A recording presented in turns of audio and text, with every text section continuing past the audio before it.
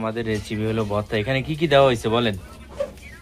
কদু শাক, মাছ, শুকনা মরিচ, আচ্ছা, আর এখানে রাইস বলে এটিকে, এটি বটবটি না, যেটা হচ্ছে রাইস, আচ্ছা রায়েশের ভর্তা, রাইসের ভর্তা। সাথে চিংড়ি মাছ দেওয়া হয়েছে।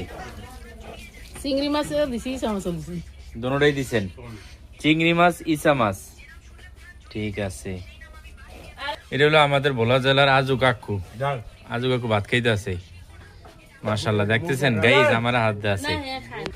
এখানে হলো কদু দিয়ে তারপরে মুরগি রান্না। হ্যাঁ, কালারটা খুবই ভালো আসলো মাশাল্লাহ। এইলো নুসরাত। হ্যাঁ খাও। এই যে নুসরাতে ভাত খাইতে আছে। মা তোমার পোশাকটা তো অনেক সুন্দর মাশাল্লাহ। এখানে হচ্ছে আমাদের বাংলাদেশের মোটা চাউলের ভাত।